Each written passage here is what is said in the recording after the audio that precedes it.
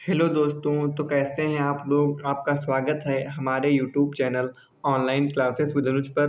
तो आज हम बात करने वाले हैं कक्षा 10 गणित की प्रश्नावली 4.3 का प्रश्न संख्या 4। तो ये प्रश्न आपके सामने है। जैसा कि आप लोग जानते हैं कि ये प्रश्न बहुत ही महत्वपूर्ण होने वाला है कि जो ऐसे प्रश्न आते हैं 5 नंबर में या उससे जो लॉन्ग कुछ प्रश्न आते हैं 8 नंबर वाले, उसमें भी आने की संभावना रहती है। तो इन क्वेश्चनों को आपको थोड़ा ध्यान से देखना है, ठीक। तो चलते हैं प्रश्न की तरफ। दिया है एक क्लास टेस्ट में शेफाली के गणित और अंग्रेजी में प्राप्त किए गए अंकों का योग 30 है। एक क्लास में टेस्ट हुआ, उसमें उसने जो गणित में अंक प्राप्त किए और अंग्रेजी में अंक प्राप्त किए, उसका जो योग है अगर उन अंकों को जोड़ा जाए तो 30 है, ठीक। तो हमको ये तो पता नहीं कितने कितने अंक प्राप्त किए उसने गणित में, कितने अंग्रेजी में, तो हम ये मान लेंगे, ठीक। माना माना शेफाली द्वारा प्राप्त, हम मान लेंगे कि जो शेफाली द्वारा गणित में प्राप्त अंक हैं वो उसने x अंक प्राप्त किए। अब दोनों अंक जो गणित और अंग्रेजी के अंकों का योग है 30। अगर हम आपसे कहें कि उसने गणित और अंग्रेजी में 30 अंक प्राप्त किए और गणित में उसने 15 अंक प्राप्त किए, तो आप क्या करेंगे कि जैसे आपको पता है कि गणित में उसने 15 अंक प्राप्त किए, तो आपसे कहा जाए कि अंग्रेजी में कितने प्राप्त किए होंगे, तो आप क्या करेंगे 30 से 15 घटा देंगे तो आपके पास 15 आ जाएगा। वैसे ही हम क्या करेंगे कि हमको पता करना है अंग्रेजी में प्राप्त अंक, तो अंग्रेजी में हम क्या करेंगे 30 से x को घटा देंगे तो हमारे अंग्रेजी में प्राप्त अंक आ जाएंगे, ठीक। क्योंकि उन दोनों का योग 30 है। अब एक तो x है तो एक को इससे घटाना पड़ेगा ना, तो वही हम लिख देंगे अंग्रेजी में प्राप्त अंक 30 माइनस एक्स है। अब कह रहा है यदि गणित में उसको उसको 2 अंक अधिक मिलते हैं, यानी कि पहले तो x मिल रहा है, आप कह रहा है कि 2 अंक अधिक मिलते हैं और अंग्रेजी में 3 अंक कम मिलते हैं, तो उनके अंकों का गुणनफल, यानी कि अगर गणित में 2 अंक कम मिले, अंग्रेजी में 3 अंक कम मिले, तो जो अंक बचे हों अगर हम उनकी गुणा करा दें तो 210 हो जाएगी। तो उनके द्वारा उस दोनों विषयों में प्राप्त अंक ज्ञात कीजिए कि उसने गणित में कितने अंक प्राप्त किए और अंग्रेजी में कितने अंक प्राप्त किए हैं। तो हम लिखेंगे प्रश्नानुसार। प्रश्नानुसार प्रश्नानुसार ये हमारी क्या है कि यदि गणित में उसको 2 अंक अधिक मिले, ठीक, तो लिखेंगे गणित में 2 अंक अधिक मिलने पर गणित में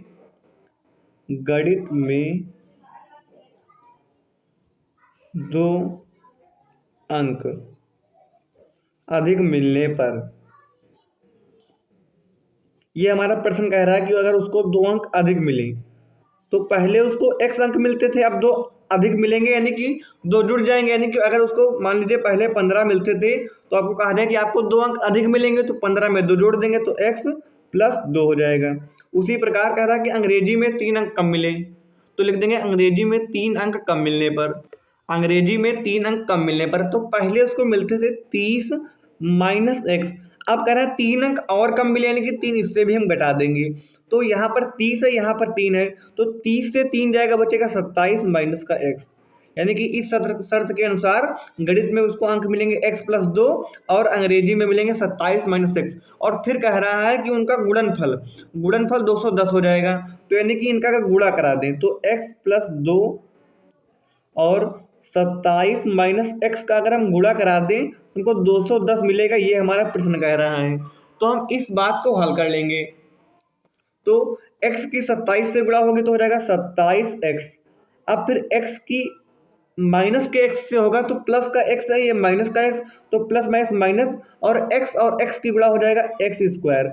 अब बचा क्या हमारा 2, अब 2 की 27 से होगी तो 27 दूना 54, फिर प्लस प्लस का चिन्ह माइनस का, प्लस माइनस माइनस 2 की x से होगी तो हो जाएगा 2x बराबर में क्या बचा 210, ठीक। तो सबसे पहले हमारा सबसे बड़ा पद है एक्स स्क्वायर, तो इसको सबसे पहले कर लेंगे, फिर प्लस का 27x, फिर ये माइनस का 2x, संख्या वाले सबसे बाद में लिखेंगे। अब ये है प्लस का 54, ये प्लस का 210 है, बराबर के इधर आएगा तो हो जाएगा माइनस का 210। अब यहाँ पर कुछ नहीं तो जीरो बचा, हमने क्या किया माइनस का एक्स स्क्वायर इधर लिख लिया, प्लस का 27x, ठीक, ये माइनस का 2x प्लस का 54, ये 210 उधर था इधर आ गया तो माइनस का हो गया, तो माइनस का एक्स स्क्वायर। और 27 से 2 जाएगा तो बचेगा 25। चिन्ह ज़्यादा कौन सा है, प्लस का 27, तो चिन्ह लगेगा प्लस का। तो 25 से 2, 27 से 2 जाएगा, बचेगा 25x। और यहाँ पर ज़्यादा कौन सा है, माइनस का 210, तो चिन्ह लगेगा माइनस का। अब 210 से 54 जाएगा तो क्या बचेगा, 210 से 54 जाएगा तो 10 से 4 जाएगा, बचेगा 6। और 21 से 20 से 5 बचेगा, 20 से 5 जाएगा, बचेगा 15, यानी कि 156 बराबर में 0। ठीक, समझ गए इतना। अब यहाँ पर है माइनस, अगर हमको यहाँ से माइनस हटा दे तो हमको और आसान हो जाएगा। तो क्या करेंगे, पूरे समीकरण में माइनस से गुणा करा देंगे।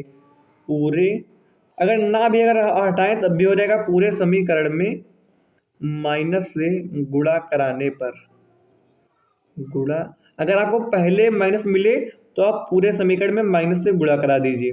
तो माइनस से जब इसमें कराएंगे तो माइनस का एक्स स्क्वायर, अब यहाँ पर प्लस है और प्लस माइनस हो जाएगा 25x।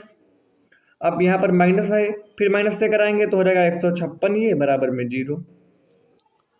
तो माइनस माइनस हो जाएगा प्लस का x square, plus minus minus 25x, minus minus plus 156, ये आपकी समीकरण बन गई। अब ये आपका द्विघात समीकरण बन गया, इसको आप हल कर लेंगे, आपका आंसर आ जाएगा। अब आप द्विघात समीकरण हल करना आसानी से जानते हैं। कैसे हल करेंगे, जो हमारा एक्स स्क्वायर के गुणे में पद होता है उसको हम आखिरी वाले पद से गुणा कराते हैं। तो यहाँ पर कुछ नहीं तो 1 है, अब 1 के 156 से कराएंगे तो हो जाएगा 156। इस यहाँ पर प्लस का चिन्ह, प्लस का चिन्ह का मतलब है कि जो हम गुणा करें तो गुणा करने पर 156 आए, प्लस का चिन्ह है मतलब कि जोड़ने पर ये संख्या 25 मिलना चाहिए। हमको ऐसी दो संख्याएं याद करनी है। तो अगर हम 12 और 13 की गुणा कराएं, 12 और 13 की, तो 13 दूनी 26 और 13 एक कम 13, 13 और 2 15, 156, यानी कि अगर इसकी गुणा कराएं तो 156 मिला, अगर इसको हम जोड़े तो हमको 25 मिलेगा। ठीक, तो यानी कि हमारी यही दो संख्याएं हो जाएंगी।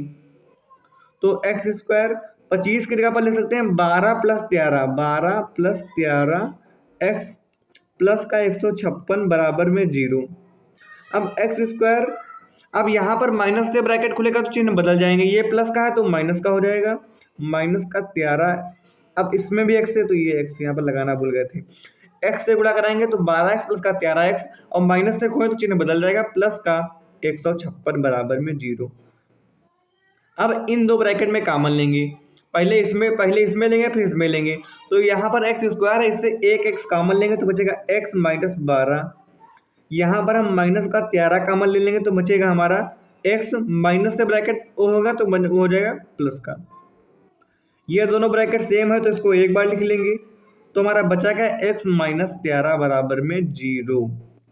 तो एक बार हम इसको 0 के बराबर करेंगे, एक्स माइनस 12 को, एक बार हम करेंगे एक्स माइनस 13 बराबर 0। तो ये माइनस का प्लस का हो जाएगा, बराबर के उधर जाएगा, एक्स बराबर 13।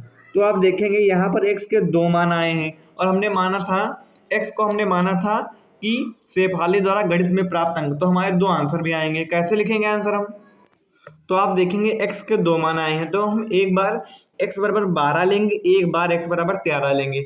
हमने माना था एक्स को शेफाली द्वारा गणित में प्राप्त अंक, तो लिखेंगे कैसे, अगर हम x बराबर 12 लेंगे तो उसके गणित में अंक हो जाएंगे 12, और अंग्रेजी में अंक हमने माना था 30 माइनस एक्स। ठीक, 30 माइनस एक्स हमने माना था, ये यहाँ पर देखिए आप, ये देखिए।